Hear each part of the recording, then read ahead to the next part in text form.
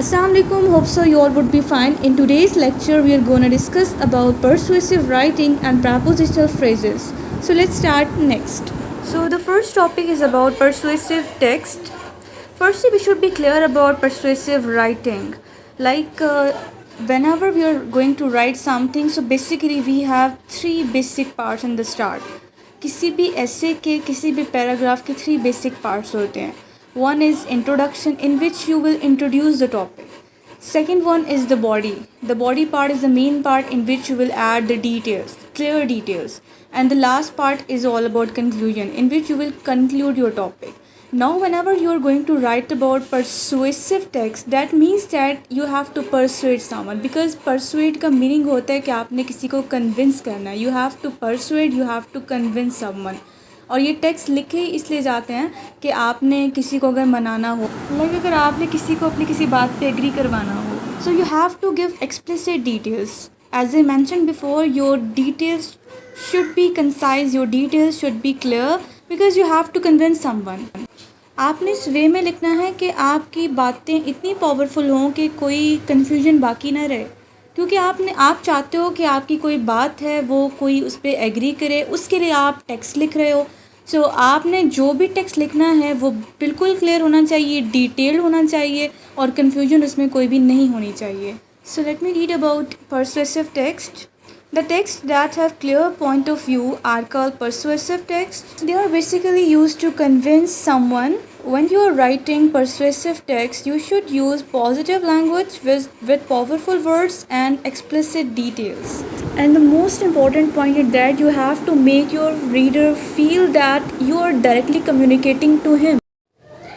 For example, imperative sentences are persuasive because they begin with a verb, invite the reader to do something. Firstly, let's clear about imperative sentences. Imperative sentences are basically those kind of sentences in which we make commands and requests.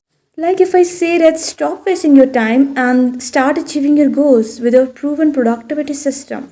So this is the way that how I'm persuading someone. अब persuade तो किसी भी वे में कर सकते हैं ना. Like मैं किसी को कह रही हूँ कि टाइम वेस्ट नहीं करो और इसके अलावा अपने गोल्स को अचीव करने के लिए कुछ करो. डैट मीन्स मैं उसको परसुएट करी हूँ उसकी पर्सनल ग्रोथ के लिए. तो हम परसुएट तो किसी भी वे में कर सकते हैं. पहला वर्ड जो मेरे पास आया वो एक वर्ब है, stop. Stop is a verb. And secondly, I am inviting my reader, my listener to do something. That means कि हमारे पास जो इम्पेरेटिव सेंटेंसेस हैं वो एक एग्ज़ाम्पल है परसुएसिव टेक्स्ट की, कि मैं किसी को कन्विंस कर रही हूँ. मेरा जो इनिशियल वर्ड है वो भी वर्ब से स्टार्ट हो रहा है, और सेकेंडली अपने लिसनर को, अपने रीडर को इन्वाइट कर रही हूँ मैं कुछ करने के लिए, तो मैं कन्विंस कर रही हूँ उसको. So in this sense imperative sentences are example of persuasive text. Okay, so next is about rhetorical questions. Once again, they're used in persuasive text. I can say that rhetorical questions are persuasive language techniques that are used to make a point or provoke thought, but answer is not required. They will make a point, or I can say they will engage the readers or listeners. For example, let's suppose you're writing a persuasive essay. आप अपनी opening में भी rhetorical questions add कर सकते हो, even उसके mid में भी, बॉडी पार्ट में भी, और इवन कंक्लूजन में भी. किस वे में? For example, I can say that you can add this type of question कि have you ever wondered why it's important to save money.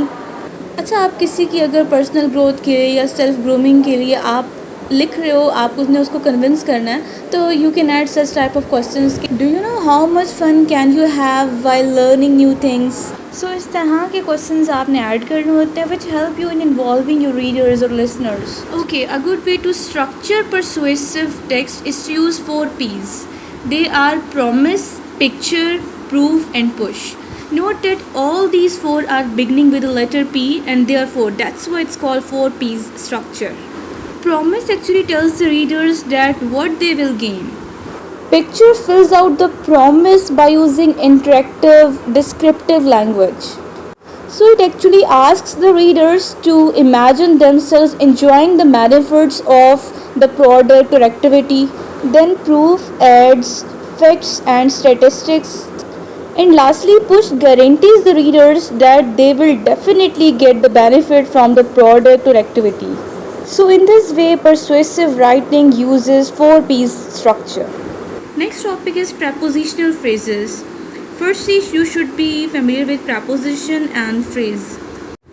Preposition is actually a group of words or a word which shows relationship between a noun and pronoun and another word in a sentence. For example, in, on, under, from, and many others. So these all are prepositions, and phrase is what? It's basically a combination of words which does not give a complete sense. Now let's clear about the prepositional phrase. It adds more detail to what one is saying, and it's used to answer key questions like where, when, how, what, which, whose. Let's clear with different examples. I added 3 examples over here, and all these are answering one question, that is where. You have to find out for the remaining words as well, different examples, and you have to comment us by writing your sentences.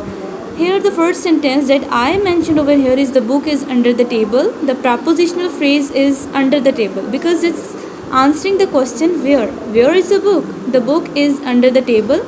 Under the table is prepositional phrase, and the preposition that is involved in this sentence is under. Moving towards the next statement, that is they live in a small house. Prepositional phrase is in a small house because it's answering the question where. Where they live in a small house. In a small house is a prepositional phrase, and the preposition that is involved in this sentence is in. Moving towards the last example, the keys are beside the door. The prepositional phrase here is beside the door because for the given statement the keys are beside the door. The question involved here is where are the keys? So the prepositional phrase is behind the door because it's answering that question where, and the involved preposition here is beside. And that was all about today's lecture. Thanks for watching. Allah Hafiz.